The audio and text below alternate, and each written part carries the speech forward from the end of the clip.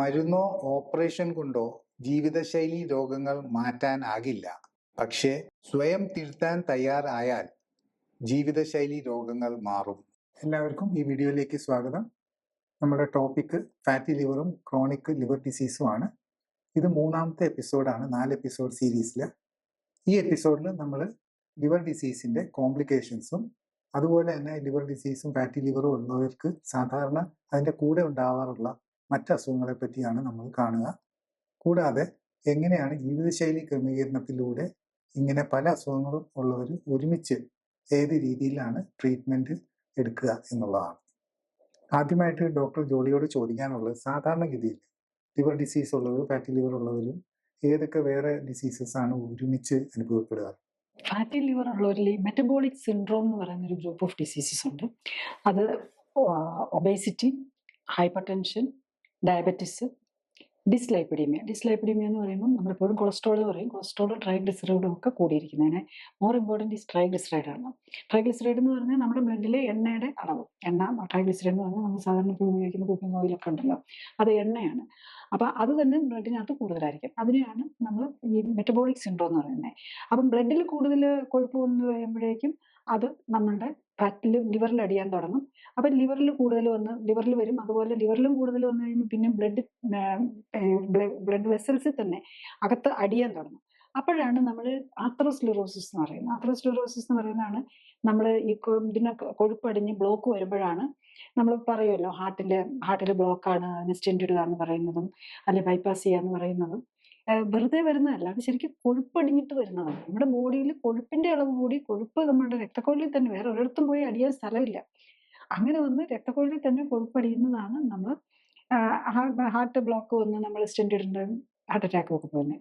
പിന്നെ ഇതുപോലെ തന്നെ നമ്മളുടെ കിഡ്നിയുടെ രക്തക്കൊഴലിലും അടിയും. അപ്പം അങ്ങനെയാണ് ഹൈപ്പർ ടെൻഷൻ വരുന്നത്. കിഡ്നിയുടെ രക്തക്കൊഴലിൽ കൊഴുപ്പടിഞ്ഞു കഴിയുമ്പോൾ നമ്മൾ കിഡ്നിയിലേക്കുള്ള ബ്ലഡ് സർക്കുലേഷൻ കുറയുന്നു. കിഡ്നി ഒരു പ്രത്യേക ഹോർമോൺ വരും, റെനിൻ എന്ന് പറഞ്ഞ്.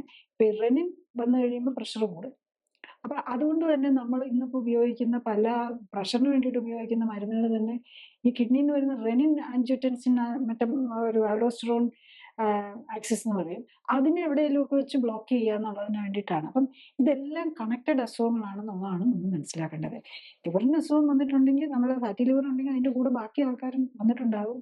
അതിന് ഏറ്റവും common pressure, sugar, kidney disease, അങ്ങനെ ഓരോന്നായിട്ട് പ്രോഗ്രസ് ചെയ്ത് പോകും. പിന്നെ അതിൻ്റെ നെക്സ്റ്റ് കൂടുതലുള്ളൊരു മോർ അഗ്രസീവ് ഫോമിലേക്ക് വരുമ്പോഴാണ് ഹാർട്ട് അറ്റാക്ക്, സ്ട്രോക്ക്, ബ്രെയിനിലാണെങ്കിലും ഇത് ചെയ്യുക. പിന്നെ ബ്ലഡ് കട്ട പിടിക്കുക, അതിൻ്റെ മെക്കാനിസംസ് ആകെ മൊത്തത്തിലെല്ലാം തെറ്റുന്നതുകൊണ്ട്. നമ്മുടെ ലിവർ ആണല്ലോ നമ്മുടെ മെറ്റബോളിസത്തിൻ്റെ സെൻ്ററാണ്. അപ്പം അതിനകത്ത് വന്നിരിക്കുന്ന മെറ്റബോളിക് എറേഴ്സ് ആണ് ഇതിനകത്തൊക്കെ കാരണമാകുന്നത്. ഇപ്പോൾ ഈ ഫാറ്റി ലിവർ ട്രീറ്റ് ചെയ്യാതെ പോയാൽ, സാധാരണ രീതിയിൽ ഫാറ്റി ലിവറിന് നമ്മൾ വണ്ണം കുറയ്ക്കുക, എക്സസൈസ് ചെയ്യുക എന്നൊക്കെയാണല്ലോ പറയുക. അപ്പം പക്ഷേ കാണുന്നത് ഈ ഒട്ടുമിക്ക ആൾക്കാരിലും ഇത് കൂടുന്നതായിട്ടാണ്. എന്തൊക്കെ ചെയ്തിട്ടും കൂടുന്നു. അപ്പം അങ്ങനെ നാം ട്രീറ്റ്മെൻറ്റ് ചെയ്യാതെ ഇരുന്നാൽ എന്താണ് ഈ സ്റ്റേജസ്? ട്രീറ്റ്മെന്റ് എന്ന് നമ്മൾ പറയുന്നത് എല്ലാത്തിനും മരുന്ന് കഴിക്കുന്നതിനല്ലേ നമ്മൾ ട്രീറ്റ്മെന്റ് എന്ന് പറയുക. ഇപ്പം നമുക്ക് ലിവറിന് വേണ്ടിയിട്ട് മരുന്നൊന്നുമില്ല. ശരിക്കും മാനേജ് ചെയ്യുക. അതായത് ട്രീറ്റ്മെന്റ് എന്ന് പറയുമ്പോൾ നമുക്കെപ്പോഴും മരുന്നിനെ കുറിച്ച് ചിന്തിക്കും, മരുന്ന് ഓറിയന്റഡ് ആണ്. പക്ഷെ മാനേജ്മെന്റ് ഓഫ് എ ഡിസീസ്, ഒരു ഡിസീസിനെ എങ്ങനെ, നമ്മൾ മലയാളത്തിൽ പറയുന്ന ചികിത്സ എന്ന് പറയുമ്പോൾ ഇതിനകത്ത് എല്ലാം പെടുന്നുണ്ട്. ശരിക്കും ചികിത്സ എന്ന് പറഞ്ഞു കഴിഞ്ഞാൽ ഫസ്റ്റ് ലൈൻ ഓഫ് മാനേജ്മെന്റ് എല്ലാ ജീവിതശൈലി രോഗങ്ങൾക്കും, ജീവിതശൈലി രോഗങ്ങൾക്ക് മാത്രമല്ല, നമുക്കറിയാം നമ്മൾ കോവിഡ് വന്നത് ഒരു ഇൻഫെക്ഷനാണ്, പടരുന്ന മറ്റുള്ളവരിലേക്ക് പടരുന്ന ഒരു രോഗമാണ്. അതിനെ നമ്മൾ പ്രിവെന്റ് ചെയ്യാൻ നമ്മൾ ചെയ്തത് എന്താ? അവിടെ ജീവിതശൈലിയിലാണ് നമ്മൾ മാസ്ക് വെച്ച്, കൈ കഴുകി, ഇതെല്ലാം ജീവിതശൈലിയിലെ ചേഞ്ചസ് ആണ് നമ്മൾ അന്നും വരുത്താൻ നോക്കിയത്. ഈവൻ ഇൻഫെക്ഷൻസിന് പോലും ജീവിതശൈലി ചേഞ്ചസും ജീവിതശൈലി അഡ്ജസ്റ്റ് ചെയ്യുന്നതിന് ഇമ്പോർട്ടൻസ് ഉണ്ടെന്നാണ് അത് കാണിക്കുന്നത്. അപ്പോൾ അത് ജീവിതശൈലി രോഗം മാത്രമായിട്ടുള്ള ഒരു കാര്യത്തിന് ജീവിതശൈലി കറക്റ്റ് ചെയ്തൊക്കെയാ എന്നുള്ളതാണ് നമ്മൾ ചെയ്യേണ്ടത്. അത് ചെയ്യാത്തത് നമ്മൾ ചികിത്സ എന്തോ നോക്കിയാലും ഒരു കാര്യമില്ല, ഒരു ചികിത്സയില്ല. ജീവിതശൈലി ഇപ്പം ഫാറ്റി ലിവർ ഉള്ള ഒരാൾക്ക് നമ്മളത് ട്രീറ്റ് ചെയ്യാതിരുന്നാൽ അതിൻ്റെ കൂടെ അയാൾ ഡെഫിനറ്റ്ലി ഓവർ വെയിറ്റ് അല്ലെങ്കിൽ ഒബീസ് ആയിരിക്കും. തടി ബോഡിയിലെ കൊഴുപ്പിന്റെ അളവ് കൂടുതലായിരിക്കും. അപ്പോൾ ബോഡിയിലെ കൊഴുപ്പിന്റെ അളവ് കൂടുതലാകുമ്പോൾ നമുക്ക് എന്ത് പറ്റും? നമ്മൾ രക്തക്കൊഴലിലും കൂടെ കൊഴുപ്പടിയാൻ തുടങ്ങും. അപ്പം ആത്രോസ്ക്ലെറോസിസ് വന്ന് പ്രഷറിലേക്ക് പോകും, അതുപോലെ ഹാർട്ട് ഡിസീസിലേക്ക് പോകും. നമ്മുടെ രക്തക്കൊഴലുകൾക്കാണ് കൊഴുപ്പ് കൂടുന്നതനുസരിച്ച് രക്തക്കൊഴലുകൾക്ക് ഡാമേജ് വരും. കൊഴുപ്പ് കൂടുന്നതനുസരിച്ച് ഇൻസുലിൻ റെസിസ്റ്റൻസ് വരും, ഇൻസുലിൻ വർക്ക് ചെയ്യുന്നില്ലെന്നാവും. അങ്ങനെ ഷുഗർ കൂടാൻ തുടങ്ങും. ഇൻസുലിൻ വർക്ക് ചെയ്യുന്നില്ല. ശരീരത്തിലെ കൊഴുപ്പ് കൂടി. അപ്പോൾ കൂടുതൽ ഇൻസുലിൻ ഉണ്ടാക്കാൻ നോക്കും. കാരണം ഈ ഇൻസുലിൻ ചെയ്തിട്ടും അതിനും ഒരു ഇഫക്റ്റീവ്നെസ് ഇല്ലാതെ ഇൻസുലിൻ വർക്ക് ചെയ്യാതാവുന്നതനുസരിച്ച് ടൈപ്പ് 2 ഡയബറ്റീസ് വരും. അതിന് നമ്മൾ ഓരോന്നോരോന്നായിട്ട് മരുന്നുകൾ കഴിക്കാൻ തുടങ്ങും. അപ്പോൾ ആ മരുന്നും കൂടി നമ്മുടെ ലിവറിനെ ഡാമേജ് ചെയ്യും. അങ്ങനെയാണ് നമ്മൾ ട്രീറ്റ് ചെയ്ത് നമ്മൾ പ്രോഗ്രസ് ചെയ്ത് മരുന്നുകൾ കഴിച്ചുകൊണ്ട് നമ്മൾ ഡിസീസ് പതുക്കെ പ്രോഗ്രസ് ചെയ്തുകൊണ്ടിരുന്ന് ഗ്രേഡ് 1, ഗ്രേഡ് 2 ആകും, ഗ്രേഡ് 2, ഗ്രേഡ് 3 ആകും, 4 ആകും. പതുക്കെ പോർട്ടൽ ഹൈപ്പർ ടെൻഷൻ വന്ന് അപ്പം പറയും നമ്മൾ ഒരു എൻഡോസ്കോപ്പി നോക്കാമെന്ന് പറയും. അപ്പം പ്രഷർ ഇതിനകത്ത് എപ്പോഴും അങ്ങനെയാണ്. സ്കാനിൽ നോക്കി സിറോസിസ് വന്നു, ഗ്രേഡ് 4 എത്തി. അപ്പം പോർട്ടൽ ഹൈപ്പർ ടെൻഷൻ, അതായത് രക്തക്കൊഴലുകൾ അവിടെ വീർത്തിരിക്കുന്ന ലക്ഷണങ്ങൾ കാണും. അപ്പം നമ്മൾ ഡോക്ടേഴ്സ് പറയും, ഒരു മറ്റേ ഹെപ്പറ്റോളജിസ്റ്റ് അല്ലെങ്കിൽ ഗ്യാസ്ട്രോഎൻട്രോളജിസ്റ്റ് ആണ് യൂഷ്വലി ലിവർ പ്രോബ്ലംസ് ഒക്കെ നോക്കുന്നത്. അപ്പം അദ്ദേഹം പറയും ഒരു എൻഡോസ്കോപ്പി നോക്കാം. അതെന്തിനാന്ന് ചോദിച്ചാൽ ഈ വെരിക്കോസ് വെയിൻസ് നമ്മുടെ അന്നനാളത്തിലുണ്ടോയെന്ന് അറിയാൻ. ഉണ്ടെങ്കിൽ നമ്മൾ അവിടെ ഒരു ബാൻഡിങ് എന്ന് പറഞ്ഞൊരു സർജറി ചെയ്യും. അപ്പം ബാൻഡിങ് വരുമ്പോൾ ശരിക്കും നമ്മുടെ ബോഡി ഈ നമ്മളുടെ പോർട്ടൽ ഹൈപ്പർ ടെൻഷൻ വരുമ്പോൾ അതിനകത്തോട്ട് ലിവറിനെ ബൈപ്പാസ് ചെയ്ത് എങ്ങനെയാലും ബ്ലഡ് ഹാർട്ടിൽ എത്തിക്കാനുള്ള ഒരു ബുദ്ധിപൂർവ്വം നമ്മുടെ ബോഡി ചെയ്യുന്നതാണ്. പക്ഷെ നമ്മൾ അത് കാണുമ്പോൾ നമ്മളെ കൊണ്ട് ചെയ്യാൻ പറ്റുന്ന എന്താണ്, അതിനെ അവിടെ ഒരു ബാൻഡ് ഇട്ട് അതിനെ ബ്ലോക്ക് ചെയ്യാൻ നോക്കും. അപ്പം ബ്ലോക്ക് ചെയ്യാൻ നോക്കി കഴിഞ്ഞ് കഴിയുമ്പം ആക്ച്വലി ഞാൻ എൻ്റെ ഒരു എക്സ്പീരിയൻസ് പറയാം. ഒരു പേഷ്യൻ്റ് അദ്ദേഹത്തിന് കുടിയനും കൂടെ ആയിരുന്നു. അദ്ദേഹത്തിന് ലിവർ സിറോസിസ് ഉണ്ടായിരുന്നു. ലിവർ സിറോസിസിന് വേണ്ടിയിട്ട് അദ്ദേഹം ട്രീറ്റ്മെൻ്റ് എടുത്ത് അതിൻ്റെ ഭാഗമായിട്ട് ഒരു എൻഡോസ്കോപ്പി ചെയ്തു.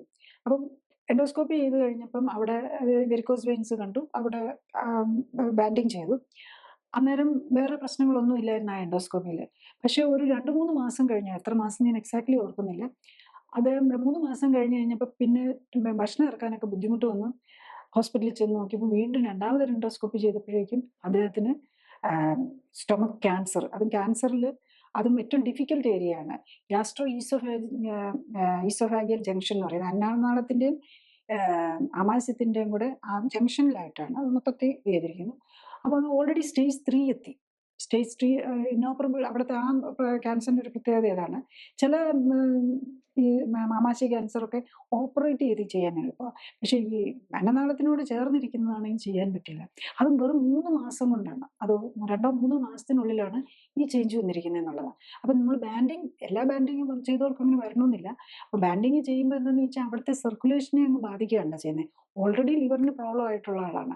അപ്പം ബ്ലീഡിങ് വന്നു കഴിഞ്ഞ് കഴിഞ്ഞാൽ നമ്മൾ സ്ലിറോതെറാപ്പി ആ ബ്ലീഡിങ് നിർത്താൻ വേണ്ടിയിട്ട് നമ്മൾ ചെയ്യേണ്ടി വരും. അല്ലാതെ ഞാൻ ചില പേഷ്യൻസ് കാണാറുണ്ട് 3-4 പ്രാവശ്യം ബാൻഡിങ് ഒക്കെ ചെയ്തവരെ കാണാറുണ്ട്.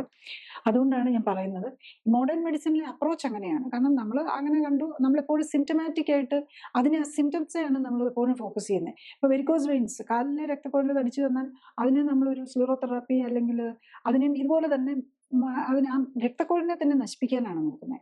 ശരിക്കും രക്തയോട്ടം വേണ്ടേ നമുക്ക്? രക്തം ഓടേണ്ട അത്യാവശ്യമാണ്. രക്തക്കൊഴലുകളെ ബ്ലോക്ക് ചെയ്യുന്ന ഒരു ട്രീറ്റ്മെൻറ്റ് അത് കാലാകാലങ്ങളോളം ഇങ്ങനെ ആ ഒരു ട്രീറ്റ്മെൻറ്റ് നമ്മളുടെ ഒരു സിസ്റ്റത്തിലേക്ക് വന്നു കഴിഞ്ഞാൽ അത് മാറി വരണമെന്നുണ്ടെങ്കിൽ ആകെ അതിന് ചെയ്യാൻ പറ്റുന്നത് പേഷ്യൻ്റ് തന്നെ എഡ്യൂക്കേറ്റഡ് ആകുക, പേഷ്യൻറ്റിന് അതിനെക്കുറിച്ചുള്ള ഒരു അവയർനെസ് വരുത്തുക. ഓപ്പറേഷൻ ആരെങ്കിലും പറയുകയാണെങ്കിൽ, പ്രത്യേകിച്ച് ബാൻഡിങ് പറയുകയാണെങ്കിൽ, വെരിക്കോസ് വെയിനിന് വേണ്ടിയിട്ട് സർജറി പറയുകയാണ്, ഈ ഇതിലേക്ക് വേണ്ടി വരികയാണ്, ബ്ലീഡിങ് ഉണ്ടെങ്കിൽ ആ ബ്ലീഡിങ്ങിൻ്റെ സ്പോട്ട് കരിച്ച് ബ്ലീഡിങ് നിർത്തേണ്ട അത്യാവശ്യമാണ്. അല്ലാതെ നമ്മൾ സർജറി ചെയ്യുന്നുണ്ടെങ്കിൽ വീണ്ടും സെക്കൻഡ് ഒപ്പീനിയൻ എടുത്ത് ഒരു ഗ്യാസ്ട്രോയുടെ അടുത്ത് നിന്ന് വേറൊരു ഗ്യാസ്ട്രോയുടെ അടുത്ത് പോയാൽ ലോകത്ത് എവിടെ ചെന്ന് കഴിഞ്ഞാലും ഗ്യാസ്ട്രോൻട്രോളജിസ്റ്റിൻ്റെയൊക്കെ ട്രീറ്റ്മെൻറ്റ് പ്രോട്ടോക്കോൾ ഒന്ന് തന്നെയായിരിക്കും. അപ്പോൾ അമേരിക്കയിൽ നമ്മൾ മേയോ ക്ലിനിക്കിൽ പോയാലും ലണ്ടനിൽ പോയാലും ഇന്ത്യയിൽ ഏതെങ്കിലും സൂപ്പർ സ്പെഷ്യാലിറ്റി ഇതിൽ ചെയ്താലും കേരളത്തിലാണെങ്കിലും എവിടെ ചെന്നാലും ഏത് ടോപ്പ് ഹോസ്പിറ്റലിലാണെങ്കിലും പ്രോട്ടോക്കോൾ ഒന്ന് തന്നെയായിരിക്കും. അപ്പം അത് മനസ്സിലാക്കാം. നമ്മൾ ഇതെല്ലാം നമുക്ക് ഒരു പരിധി വരെ നമുക്ക് റിവേഴ്സ് ചെയ്യാം. നമ്മൾ ഡാമേജിങ് ആയിട്ടുള്ള നമ്മൾ എന്ത് സർജറി പറഞ്ഞു കഴിഞ്ഞാലും ഇതുകൊണ്ട് എന്ത് ബെനിഫിറ്റ് കിട്ടും, നമ്മുടെ ബോഡിക്ക് എന്ത് റിപ്പയർ ആണ് അതുകൊണ്ട് കിട്ടുന്നത് എന്നുള്ളത് മനസ്സിലാക്കാനായിട്ട് നോക്കാം. കാരണം 3-4 ബാൻഡിങ് ചെയ്തിട്ടും ക്യാൻസറിലേക്ക് പോകാത്തവരെ കണ്ടു. ഒറ്റ ഒരു ബാൻഡിങ് കഴിഞ്ഞപ്പോഴേക്കും ഒരു 3 months കഴിയുമ്പോഴേക്കും 3rd സ്റ്റേജ് ക്യാൻസറിൽ എത്തി എന്നുള്ള പേഷ്യൻ്റെയും കണ്ടിട്ടുണ്ട്. അതുകൊണ്ട് പറയുകയാണ് ഇത്. കാരണം ഞാൻ ഈ ഡിഫറെൻറ്റ് സ്പെഷ്യലൈസേഷൻ കഴിഞ്ഞവരുടെയും ഡിഫറെൻറ്റ് സൂപ്പർ സ്പെഷ്യലിസ്റ്റിൻ്റെ ആണ് യൂഷ്വലി കൂടുതൽ ഇങ്ങനത്തെ ട്രീറ്റ്മെൻറ്റ് കഴിഞ്ഞ പേഷ്യൻ്റാണ് ഈ ക്ലിനിക്കലി സപ്പോർട്ടഡ് ലൈഫ് സ്റ്റൈൽ കറക്ഷനായിട്ട് വരുന്നത്. അതുകൊണ്ട് നമ്മളെ ഡിഫറെൻറ്റ് ആസ്പെക്ട് ഓഫ് ട്രീറ്റ്മെൻറ്റ് മനസ്സിലാക്കുന്നത് കൊണ്ടുമാണ് ഞാൻ ഞാൻ പറയുന്നത്.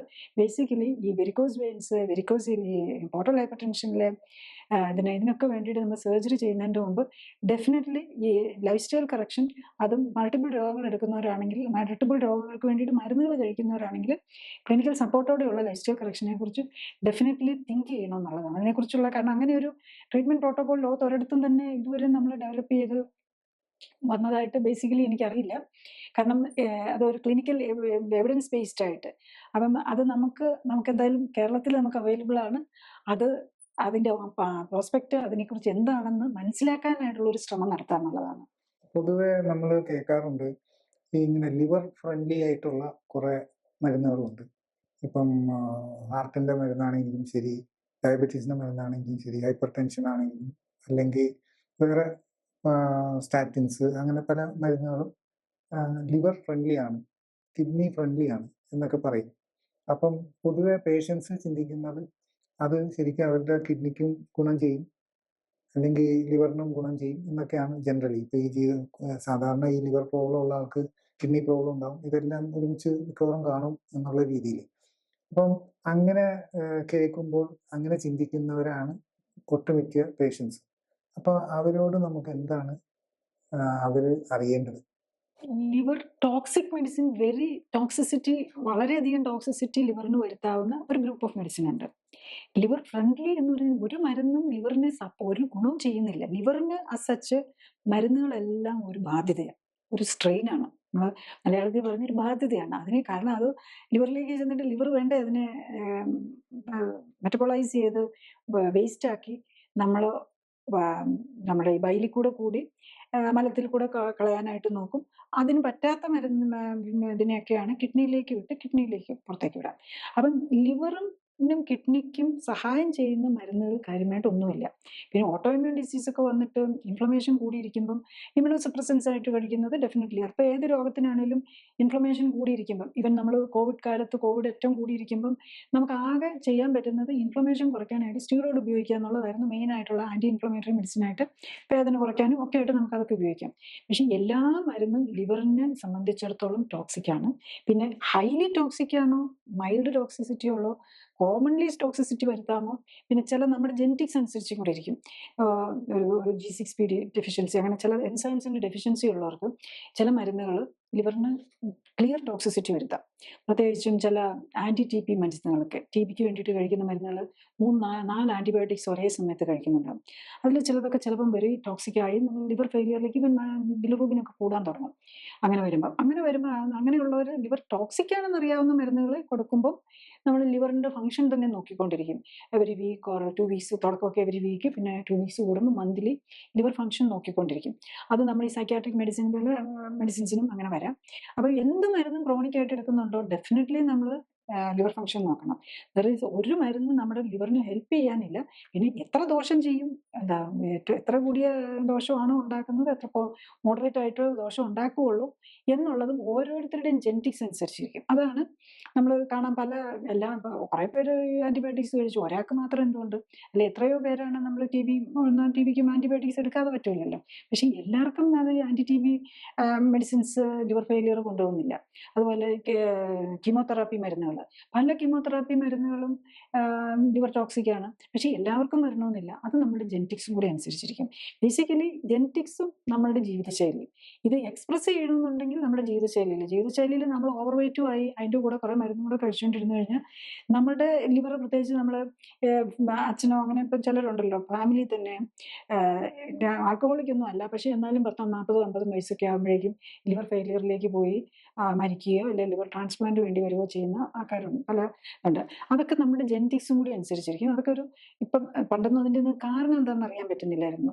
പക്ഷേ ഇപ്പം നമുക്കറിയാം അതൊരു സ്ലോ പ്രോഗ്രസീവ് ഓട്ടോ ഇമ്മ്യൂൺ, നമ്മുടെ ബോഡി തന്നെ നമ്മുടെ ലിവർ സെൽസിന് അഗെയിൻസ്റ്റ് ആയിട്ട് വർക്ക് ചെയ്യുകയാണ്. അപ്പം അങ്ങനെയുള്ള അസുഖങ്ങളെ കുറിച്ച് നമുക്ക് കുറച്ചും കൂടെ മോർ ഇൻസൈറ്റ്, കുറച്ചും കൂടെ ക്ലാരിറ്റി വന്നിട്ടുണ്ട് ഇപ്പം. അപ്പം അതിവിടെ നമുക്ക് ചെയ്യാവുന്ന നമ്മളുടെ ബോഡിയുടെ പ്രത്യേകതകൾ മനസ്സിലാക്കി അതനുസരിച്ച് നമ്മളുടെ ദിനചര്യയിലും ഭക്ഷണത്തിലും ക്രമീകരണം വരുത്തണം.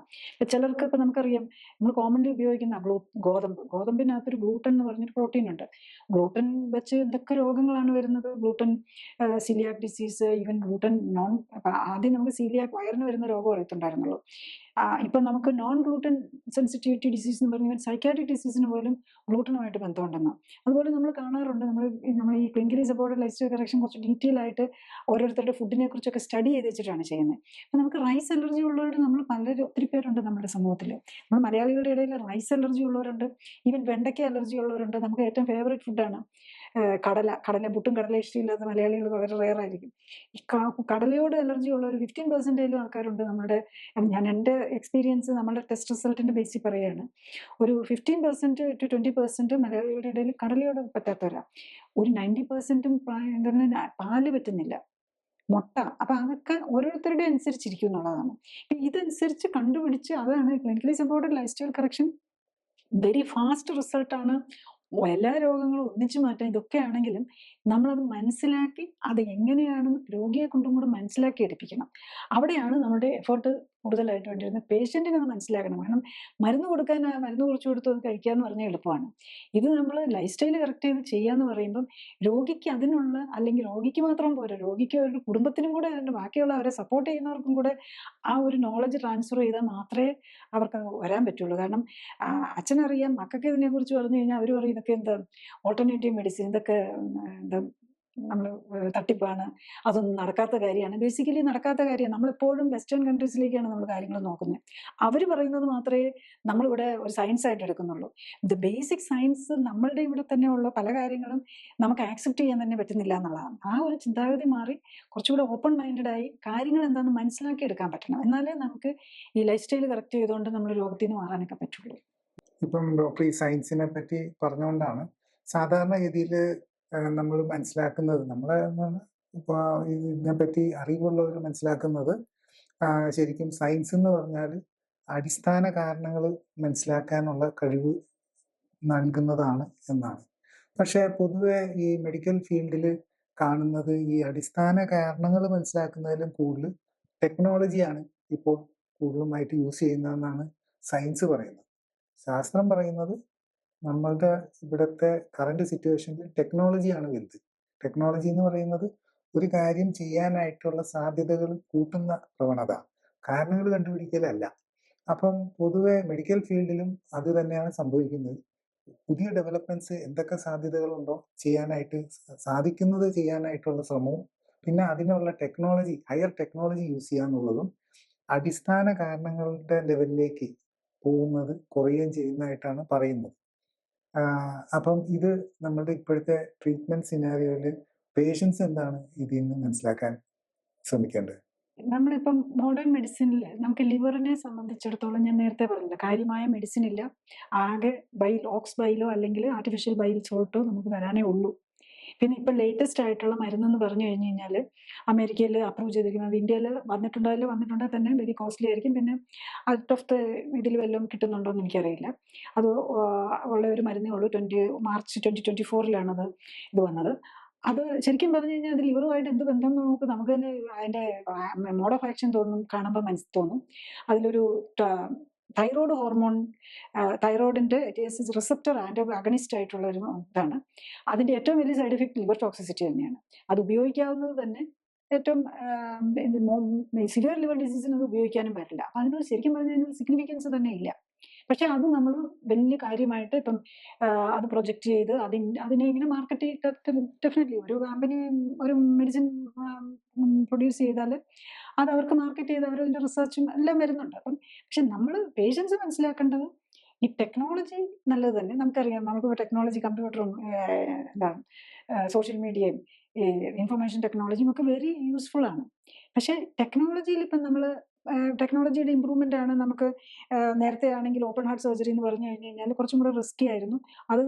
അതിനെ ഓവർകം ചെയ്യാനായിട്ട് അത് കഴിഞ്ഞിട്ടാണ് നമ്മൾ സ്റ്റെന്റ് ഇടുന്ന ടെക്നോളജി ഡെവലപ്പ് ചെയ്തത്. സ്റ്റെന്റ് ഇടുമ്പോൾ നമ്മുടെ കയ്യിൽ ഒരു ചെറിയ മുറിവിൽ കൂടെ ആ കത്തീറ്റർ കയറ്റി അവിടെ കൊണ്ടുപോയി ഹാർട്ടിനകത്ത് കൊറോണറി ആർട്ടറീസിൽ ചെന്ന് അവിടുത്തെ കൊഴുപ്പ് വെച്ചടിഞ്ഞിരിക്കുന്നവിടെ നമ്മളൊരു ഒരു മെറ്റൽ ഇതുപോലെ വെച്ചിട്ട് അതങ്ങ് ഡയലേറ്റ് ചെയ്ത് വെക്കും. പക്ഷെ അത് നമ്മുടെ ബേസിക് സൊല്യൂഷൻ ആകുന്നില്ല. അവിടെ നമ്മൾ ഹാർട്ടിനകത്ത് ഒരു മെറ്റൽ പീസും കൂടി കയറ്റി വെച്ചു, അത്രേ ഉള്ളൂ. അത് അവിടെ നിന്ന് ഇച്ചിരി നേരം ഇരിക്കും. അതിന്റെ ചുറ്റും ഏറ്റവും വലിയ കോംപ്ലിക്കേഷൻ വരാവുന്ന അതിലേക്ക് ബ്ലഡ് ക്ലോട്ട് ഉണ്ടാക്കി അവിടെ ബ്ലോക്ക് വരാവുന്നുള്ളതാണ്. അതിന് നമ്മൾ എന്ത് ചെയ്യും? അതിന് ബ്ലഡ് തിന്നർ കഴിക്കും. അത് ഹെവി ഡോസിൽ ബ്ലഡ് തിന്നർ കഴിച്ചുകൊണ്ടിരിക്കും. മിനിമം 2-3 ഗുളികകളുള്ള. ഇപ്പം നമ്മൾ സ്റ്റെൻറ്റ് ഇട്ട് കഴിഞ്ഞാൽ ഇമ്മീഡിയറ്റ്ലി ഇത് കഴിച്ചിരിക്കണം. കാരണം കഴിച്ചില്ലെങ്കിൽ നമുക്ക് അവിടെ ഒന്ന് ബ്ലോക്ക് വരാനുള്ള ചാൻസ് കൂടുതലാണ്. നമ്മളൊരു എന്തെങ്കിലും ഒരു ഫാമിലി പ്രോബ്ലം മരുന്ന് കിട്ടാതെ ഒക്കെ വന്നു കഴിഞ്ഞ് കഴിഞ്ഞാൽ സ്റ്റെൻറ്റ് ഇട്ടിട്ട് ഇമ്മീഡിയറ്റ്ലി ഒരാൾക്ക് അത് കുറേ നാളത്തേക്ക്, പ്രത്യേകിച്ച് ഒരു 3 months ഏറ്റവും ഇമ്പോർട്ടൻറ്റ്. അത് കഴിഞ്ഞ് കഴിഞ്ഞാൽ അത് ഒരു 1 year വരെ അത് കഴിച്ചേ പറ്റുള്ളൂ. അപ്പം ടെക്നോളജി വളരുന്നത് ആ രീതിയിലാണ്. പക്ഷെ അവിടെ ബേസിക് കോഴ്സ് കറക്റ്റ് ചെയ്യാനല്ല. പക്ഷെ നമ്മൾ പാരലി ഹെൽത്ത് സയൻസ്, അതായത് ലൈഫ് സയൻസ് ഇമ്പ്രൂവ് ചെയ്യുന്നുണ്ട്. പക്ഷെ ആ ലൈഫ് സയൻസ് ഇമ്പ്രൂവ് ചെയ്യുന്നത് നമുക്കിന്ന് യൂസ് ചെയ്യാനായിട്ട് നമുക്ക് ഹോസ്പിറ്റൽസ് അതിന് ബേസ്ഡ് അല്ല.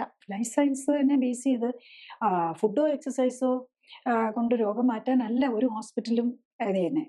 ഹോസ്പിറ്റലിന്റെ ആസ്പെക്ട് എന്ന് പറഞ്ഞാൽ മരുന്ന് കൊടുക്കുക, ടെസ്റ്റുകൾ ചെയ്യുന്നതാണെങ്കിലും എന്തിന്റെ ആസ്പെക്റ്റിലാണ്. നമുക്ക് എന്ത് മരുന്ന് കൊടുക്കാം, എന്ത് ഓപ്പറേഷൻ ചെയ്യാന്നുള്ള ആസ്പെക്റ്റിലാണ്. ക്ലിനിക്കലി സപ്പോർട്ടഡ് ലൈഫ് സ്റ്റൈൽ കറക്ഷന് നമ്മൾ ടെസ്റ്റുകൾ ചെയ്യുന്നത് തന്നെ ഈ രോഗം എങ്ങനെ ജീവിതശൈലി കൊണ്ട് നമുക്ക് കറക്റ്റ് ചെയ്യാന്നുള്ള ആസ്പെക്റ്റിലാണ്. അപ്പം ടെക്നോളജി നമുക്ക് ടെസ്റ്റുകളുടെ ബേസിൽ ഒത്തിരി വന്നിട്ടുണ്ട്. അത് വെരി അഡ്വാൻറ്റേജസ് ആണ്. ഈവൻ ലൈഫ് സ്റ്റൈൽ കറക്ഷനിൽ നമ്മൾ ഈ ടെക്നോളജി നമ്മൾ യൂസ് ചെയ്യുന്നുണ്ട്. ഒന്ന്, നമ്മൾ ഈ ടെസ്റ്റുകൾ നോക്കാൻ, ഈവൻ നമ്മൾ വീട്ടിലിരുന്ന് തന്നെ ചെക്ക് ചെയ്യാൻ ബ്ലഡ് ഷുഗർ, ബ്ലഡ് പ്രഷർ, ഇതും ടെക്നോളജി ആണല്ലോ. ഒക്കെ നമുക്ക് വീട്ടിലിരുന്ന് ചെക്ക് ചെയ്യാൻ പറ്റുന്ന. ഈവൻ നമ്മൾ ഈ കിഡ്നി ഡിസീസ് ഒക്കെ ഉള്ളവർക്ക് നമ്മൾ വീട്ടിലിരുന്ന് തന്നെ യൂറിനിൽ കൂടെ പ്രോട്ടീൻ പോകുന്നത് നമ്മൾ ചെക്ക് ചെയ്യാം. പണ്ടൊക്കെയാണെങ്കിൽ അതിന് നമ്മൾ നോക്കണമെന്നുണ്ടെങ്കിൽ നമ്മൾ ഇത് പ്രോട്ടീൻ ടെസ്റ്റ് ട്യൂബും സ്പിരിറ്റ് ലാമ്പും ഒക്കെ ഉപയോഗിച്ച് യൂറിൻ ഷുഗറും ബ്ലഡ് ഷുഗറും ഒക്കെ ചെക്ക് യൂറിൻ ഷുഗറും പ്രോട്ടീനും ഒക്കെ ചെക്ക് ചെയ്യുമായിരുന്നു. ഈവൻ ഹോസ്പിറ്റലിലും അങ്ങനെയായിരുന്നു. പക്ഷെ ഇപ്പം നമുക്കൊരു സ്ട്രിപ്പ് വെച്ച് അതിലേക്ക് യൂറിൻ പാസ് ചെയ്ത് കഴിഞ്ഞാൽ തന്നെ ഷുഗറിന്റെ ഒത്തിരി ഷുഗർ കൂടുതലുണ്ടോ, അല്ലെ പ്രോട്ടീൻ എത്ര ലീക്ക് വരുന്നുണ്ട്, ഇതൊക്കെ നമുക്ക് അറിയാനുള്ള ടെക്നോളജി ഉണ്ട്. അപ്പൊ ഇതൊക്കെ കറക്റ്റായിട്ട് യൂസ് ചെയ്യുക എന്നുള്ളതാണ്. നമ്മൾ കറക്റ്റായിട്ട് ഇല്ല. Clinically supported life style correction ആണെങ്കിലും ടെക്നോളജിയുടെ യൂസ് വളരെ ഹൈ ആണ്. ടെക്നോളജി കൊണ്ട് മാത്രമേ നമുക്കിത് കറക്റ്റായിട്ട് ചെയ്യാൻ പറ്റുള്ളൂ. അല്ലെങ്കിൽ നമ്മൾ വീണ്ടും ബ്ലൈൻഡ് ആണല്ലോ. ഈ ടെക്നോളജി ഉള്ളതുകൊണ്ട് എവിടെയാണ് എന്താ പ്രോബ്ലം ഉള്ളതെന്നും അത് കറക്റ്റ് ആകുന്നുണ്ട്. അതാണ് എവിഡൻസ് ബേസ്ഡ് മെഡിസിൻ എന്ന് പറയുമ്പോൾ നമ്മൾ ഇത് കറക്റ്റ് ആകുന്നുണ്ടോ എന്ന് ചെക്ക് ചെയ്യുന്നതിൻ്റെയും കൂടെയാണ്. അപ്പൊ ചെക്ക് ചെയ്യുമ്പോൾ എന്താ ബെനിഫിറ്റ്? നമ്മൾ അബ്നോർമൽ ടെസ്റ്റുകൾ റിപ്പീറ്റ് ചെയ്ത് കഴിയുമ്പോൾ നമുക്ക് കാണും അത് കറക്റ്റായി വരുന്നത്. ഇപ്പം നമ്മൾ ലിവർ എൻസൈംസ് കൂടുതലുള്ള ഒരു patient clinically supported life style correction എടുത്തു കഴിയുമ്പോഴേക്കും ഇതിന് വീക്ക് ഓർ 1-2 ആഴ്ച കൊണ്ട് തന്നെ ഈ എൻസൈം കുറയുന്നത് കാണാം. നമ്മൾ സ്കാനിങ് നോക്കുന്നത് യൂഷ്വലി 3 months കഴിഞ്ഞാൽ. പക്ഷെ മിക്കവാറും പേഷ്യൻസിന്റെ പ്രത്യേകിച്ചും ഈ ഫാറ്റി ലിവർ മെറ്റബോളിക് കോസ് കൊണ്ടുള്ള ലിവർ എൻസൈംസ് കൂടുതൽ, അതായത് NASH, non alcoholic hepatitis, alcoholic hepatitis, ഇതിൽ വരുന്നവർക്ക് പോലും വിതിന് മന്ത് നമുക്ക് മിക്കവാറും പേരുടെ നോർമൽ ആകുന്നുള്ള ലിവർ എൻസൈംസ്. അപ്പൊ അത് കാണാം, എവിഡൻസ് ബേസ്ഡ് ആണ്. അല്ലാതെ ഒന്നും ആരും ഹുക്കപ്പ് ചെയ്യുന്ന കാര്യങ്ങളല്ല വരുന്നത്. അപ്പം എവറി വീക്ക് നമുക്ക് ചെക്ക് ചെയ്യാം. കാരണം നമുക്ക് ഇന്ത്യയിൽ അതാണല്ലോ ഏറ്റവും ഉള്ള ഒരു ഫ്രീഡം. നമുക്ക് വേണമെന്ന് വെച്ച് കഴിഞ്ഞാൽ എവിടെയും പോയി ചെയ്യാം. അതിന് കോസ്റ്റും കുറവാണ്. അപ്പോൾ പേഷ്യൻസ് നമ്മൾ 1 മാസം കഴിഞ്ഞ് ചെയ്താൽ മതിയെങ്കിലും അവരടുത്ത് ഹോസ്പിറ്റലിൽ പോയി കുറയുന്നുണ്ടോ എന്ന് അറിയാൻ എല്ലാവർക്കും ആകാംക്ഷയാണല്ലോ. പലരും 1 month കഴിഞ്ഞിട്ട് എന്താ മതി എന്നുള്ള ഇതിൽ പോയിട്ടാണെങ്കിലും അവർ കുറഞ്ഞിട്ടില്ല. യൂഷ്വലി ഇതിന്റെ മന്ത് തന്നെ വീക്കിലി കുറഞ്ഞ് അത് നോർമൽ ആയിട്ടുണ്ടാകും. ഇല്ലെങ്കിലും അവരവർക്ക് തന്നെ ഒന്നും കൂടി ചെക്ക് ചെയ്ത് നമ്മുടെ ലിവറിന്റെ കണ്ടീഷൻ ഉറപ്പിക്കാം. ചിലരോട് 3 മാസം കഴിഞ്ഞിട്ട് ലിവർ അൾട്രാസൗണ്ട് സ്കാൻ ചെയ്താൽ മതി എന്ന് പറഞ്ഞാലും 1 മാസം 2 മാസം കഴിയുമ്പോഴേക്കും വീണ്ടും ചെയ്യുന്നവരുണ്ട്. സോ അത് അവരുടെ ഒരു ഇൻട്രസ്റ്റും കൂടിയാണ് അറിയാനുള്ളത്. ശരിക്കും ഹെൽത്തിനെ കുറിച്ച് അറിയാനുള്ളവർ അവരെടുക്കുന്ന ഈ ലൈഫ് സ്റ്റൈലൊക്കെ കറക്റ്റ് ചെയ്യുമ്പോൾ നമ്മൾ പല ഫുഡും ഒക്കെ ഒഴിവാക്കി നമ്മുടെ ഇഷ്ടപ്പെട്ട സാധനങ്ങൾ അല്ലെങ്കിൽ ഇഷ്ടം പോലെ കഴിച്ച് നടക്കാൻ പറ്റില്ലല്ലോ. അപ്പൊ അതിന് എഫേർട്ട് എടുക്കുമ്പോൾ അതിന് റിസൾട്ട് കിട്ടുന്നുണ്ടോ എന്നും കൂടെ നോക്കിക്കൊണ്ട് ചെയ്യാവുമ്പോൾ നമ്മൾ വെരി കോൺഫിഡന്റ് ആയിട്ട് കുറയ്ക്കാൻ പറ്റും. ഫാറ്റി ലിവർ ആണെങ്കിലും ലിവർ ഫൈബ്രോസിസ് ആണെങ്കിലും എല്ലാത്തിലും അതിന്റെ ചേഞ്ച് നമുക്ക് അസസ് ചെയ്യാൻ പറ്റും. അതിന് നമ്മൾ ഡെഫിനറ്റ്ലി ടെക്നോളജി യൂസ് ചെയ്യണം. സാധാരണ നമ്മളിപ്പോ ഈ പറഞ്ഞ പോലെ സയൻസ് പറയുന്നത് ശരിക്കും ഏറ്റവും കൂടുതൽ ബാധിക്കുന്ന അവയവം ശരീരത്തിൽ മരുന്നുകൾ കാരണം, പ്രത്യേകിച്ച് ജീവിതശൈലി രോഗങ്ങളുടെ മരുന്നുകൾ കാരണം ഉള്ളത് ലിവർ ആണെന്നാണ്. പക്ഷെ അതേസമയം അങ്ങനെ ഒരു സൈഡ് നമ്മൾ ഒരിക്കലും ട്രീറ്റ്മെന്റിൽ കേട്ടിട്ടില്ല. ആരും അങ്ങനെ പറഞ്ഞു കേട്ടിട്ടില്ല, നിങ്ങൾ ഇത് മരുന്ന് കുറയ്ക്കണം അല്ലെങ്കിൽ നിങ്ങളുടെ ലിവർ പ്രശ്നത്തിലാവും എന്ന്. പ്രത്യേകിച്ച് ഈ ഡയബറ്റീസ്, ഹൈപ്പർ ടെൻഷൻ, കൊളസ്ട്രോള്, പിന്നെ ആന്റി ഡിപ്രസൻസ്, അങ്ങനെ വയറ് അസുഖത്തിന്റെ മരുന്നുകൾ, ഇതൊക്കെ കഴിക്കുന്നവരുടെയാണ് ലിവറിനെ ഏറ്റവും കൂടുതൽ ബാധിക്കുന്നത്. പക്ഷെ അതെന്തുകൊണ്ട് അത് ഈ ട്രീറ്റ്മെന്റിന്റെ ഇടയിൽ അതിനെപ്പറ്റി ഒരു സംസാരം വരാത്ത, എന്തുകൊണ്ട് പേഷ്യൻസിനോട് ഈ കാര്യങ്ങൾ പറഞ്ഞു കൊടുക്കുന്നില്ല? ഈ മോഡേൺ മെഡിസിന്റെ ബേസ് ഇരിക്കുന്നത് നമ്മൾ US ബേസ്ഡ് ആണ്. അപ്പം അവിടെ നിന്നുള്ള ഫാർമസ്യൂട്ടിക്കൽസും അങ്ങനെയുള്ള ഒരു ആസ്പെക്റ്റ് ആണ്. അതിൽ നമ്മളിപ്പോൾ ഒരു മരുന്നുണ്ടാക്കിയാൽ ആ മരുന്ന് കമ്പനി പറയുന്ന അനുസരിച്ചാണല്ലോ അത് ഉപയോഗിക്കുന്നത്. അല്ലാതെ നമ്മൾ ഡോക്ടറിന്റെ തീരുമാനം അനുസരിച്ചില്ല. ഡോക്ടർ മരുന്ന് കമ്പനി പറഞ്ഞിരിക്കുന്ന അവർ ഉണ്ടാക്കിയ മരുന്നിനെ കുറിച്ച് അവർ തന്ന ഡീറ്റെയിൽ മാത്രമേ നമ്മുടെ കയ്യിലുള്ളൂ. ഒരു ഡോക്ടർ എന്നുള്ളത് ഇപ്പം എനിക്കാണെങ്കിലും ഏത് ഡോക്ടർക്കാണെങ്കിലും അത് മാത്രമേ അവൈലബിൾ ആയിട്ടുള്ളൂ. അപ്പം നമ്മൾ ആ ബേസിൽ കൊടുക്കുന്നു. അപ്പം കൊടുക്കുമ്പോൾ എല്ലാം കറക്റ്റായിട്ട് കഴിക്കണം. മരുന്ന് കൃത്യതയോടെ കഴിക്കുക. എല്ലാ മരുന്നുകളെ കുറിച്ചും പറയുമ്പോഴും എല്ലാ മരുന്നും കൃത്യമായിട്ട് കഴിക്കണം എന്നുള്ളതാണ്.